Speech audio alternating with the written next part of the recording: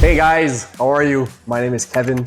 I am the owner of the channel MMABJJChamp. We're over 6,000 subscribers in less than 9 months. I'm a first degree black belt under Dan Maroney. It's under Gracie Umaita. His teacher, his Hoiler Gracie. So the lineage is very close. I have met him a couple of times. Very cool gentleman. I've been training for 15 years and I am the head instructor at BJJ school in Montreal, where I've been teaching for about 7 or 8 years. Going back to our channel, I love discussing different aspects of BJJ with you guys, and behind all this, we have a very good team working together to get the best videos out there. Let me know in the comments what you guys think of the channel, and please like our videos. Enjoy! So we all know that Gordon Ryan is the best no-gi GOAT ever. But the question is, who is the greatest jiu-jitsu player of all time? Let's talk about it. Before the Buchechas,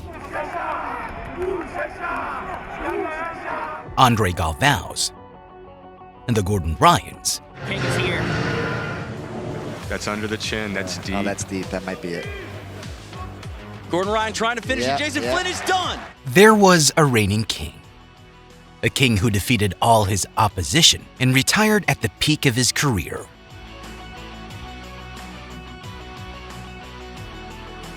As if this wasn't enough, this champion of champions came back and took back his throne. He's not the flashiest or most skilled, but he is the best at what he does and knows how to get the victory by any means necessary. Ladies and gentlemen, from London, England, one of the most dangerous men alive,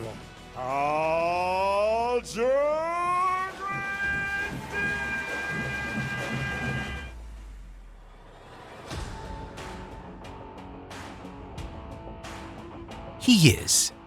The man John Danaher favors over Gordon Ryan and calls him the greatest jiu-jitsu fighter of all time.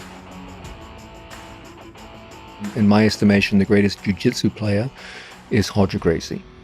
My reasoning for that, out of the 4 faces of jiu-jitsu, he excelled in 3.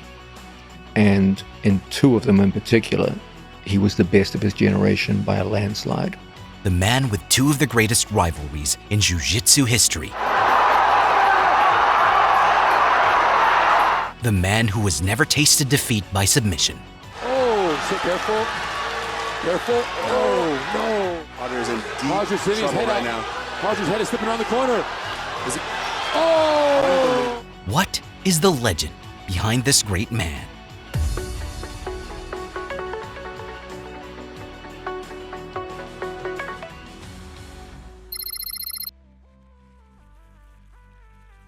Roger Gracie had one of the most remarkable styles in jiu-jitsu that even John Danaher finds it very hard to instill in his students. The thing which always impressed me the most about Roger was his relentless pursuit of position to submission. Whenever you came to Roger Gracie's fight, there was always a thought that he would submit his opponent. His never-ending pursuit of total elimination of his opponent pushed him to go on and on. Time I won by, close match or something, I was angry with myself because I wasn't able to submit that person. With an 81.5% submission win rate in all his victories, no one could escape his wrath.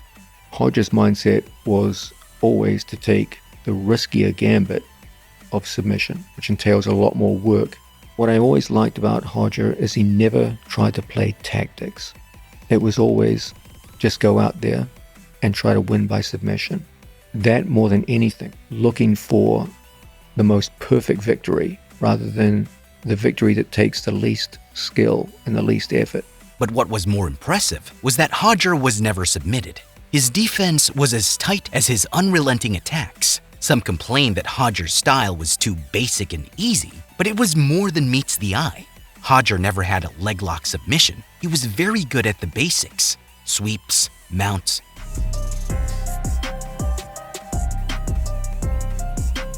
and chokes were what made up his style. Everyone knew this, but no one could stop him.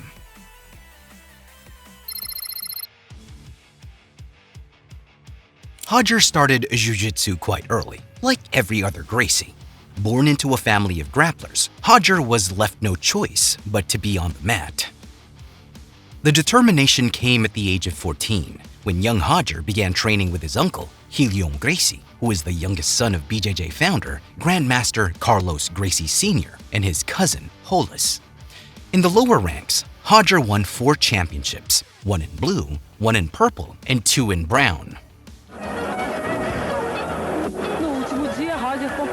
This dominance made his uncle Carlos Gracie Jr. relinquish Hodger's brown belt and give him his deserved black belt at 22 years old.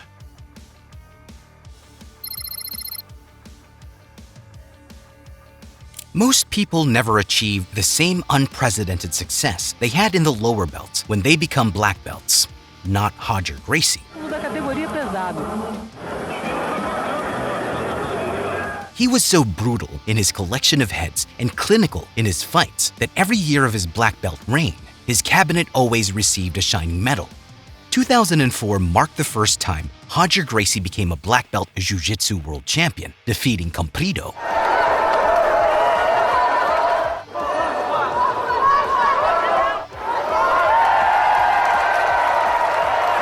He would go on to become not 3, not 5, but a 10 times Jiu-Jitsu world champion. Next, Hodger looked to also become a champion in the Olympics of Jiu-Jitsu.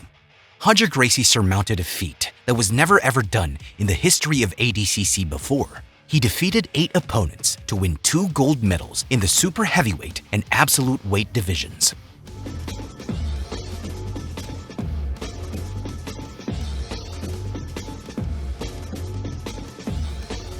Hodger was dominating every year, so he had to do something more that later earned him the honor of being the greatest jiu-jitsu fighter of all time from John Danaher.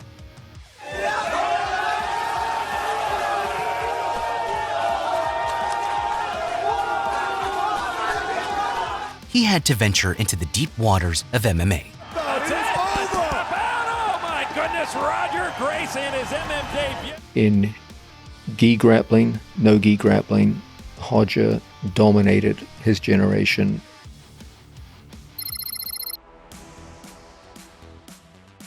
Hodger Gracie ventured into MMA because he had beaten the who's and who's of his generation. It could be finished now. He's got to land, and it's there, it's done.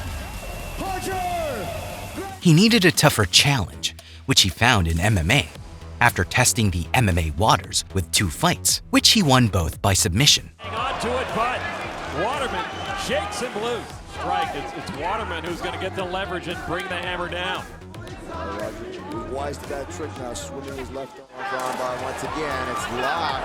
That is locked. The tap out. It's over. Oh my goodness, Roger Gracie. 今いないと言われてますね。はい。もう紛れもなく、バックに回ります。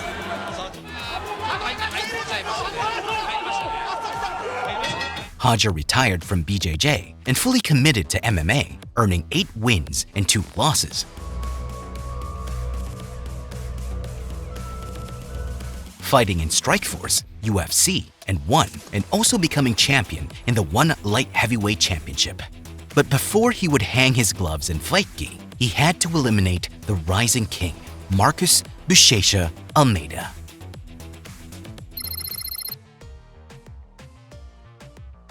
This wasn't the first time Hodger would have this fierce of a rivalry.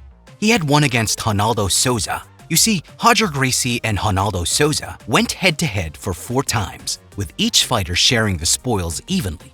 The first encounter was in the brown belt absolute final, where Hodger defeated Jacare by points. Their next match cost Hodger his 2nd world championship with a controversial loss to Ronaldo Souza, who broke his arm and refused to tap.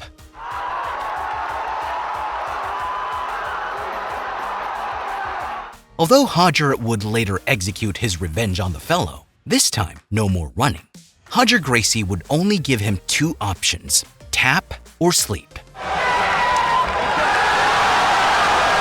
The UFC veteran chose the latter, but the resilient Jacare would have the last laugh as he won by points again in their last rematch. And so Hodger wasn't having it this time with Buchechas, who was the talk of the BJJ community. The 22-year-old stallion was running on a 28 winning streak, clearing everyone in his path. I have watching his fights in the final of the open class, you know, since forever. So everybody think like, oh, you won the world, so you won the absolute, you should like just stop the fight, you know. No, man, come on. One of the greatest grappling matches ever recorded, as it was being tagged, lived up to its name. The submission-only super fight was almost going towards Buchechas when he attempted an armbar at the last minute. Hodger's in deep trouble right now. Hodger's head is slipping around the corner. But the veteran was able to wiggle his way through, ending the match in a draw. In order to satisfy the fans and end the debate once and for all, Roger Gracie and Buchechas had to meet 5 years after their initial match to settle the score. That fight, I would have to say, was probably the fight that I got nervous the most. That fight. I mean, everything for me, all my legacy was on the line. As at the time of the most anticipated rematch, both were holding 10 world black belt titles among themselves, showcasing how high caliber the fight was going to be. The 15 minutes fight saw Roger defend Buchechas' aggressive wrestling, and in less than 7 minutes of the match, Roger took Buchechas back and sneaked in the lapel choke. Roger doesn't lose this kind of control. He's not the guy who loses this kind of control. I think he got it. Here, really close to finishing. Excuse me, Roger on the close. Buchechas looks very He's good. gonna get it. He won the fight that cemented his GOAT legacy of all time. Seeing there was no left to accomplish in the sport, he retired from competition and has fully focused on teaching and growing the next generations of jiu-jitsu practitioners in the UK. In 2022, Roger was awarded his 5th black belt stripe by his father, Mauricio Gomes.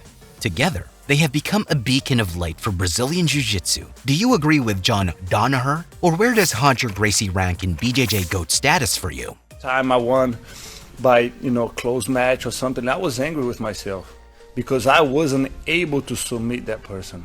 I'm not gonna get a position, I'm gonna stall and then, okay, I'm gonna push myself towards the last minute. From my point of view, that's ridiculous. It's because, I have the best strategy. What's the point? I don't care about winning or losing. I care about being the best. And the only way that I can be there if I submit all my opponents. That's how I can prove to myself that I'm better than them. Not by overscoring them by 2 points or by an advantage. That means nothing.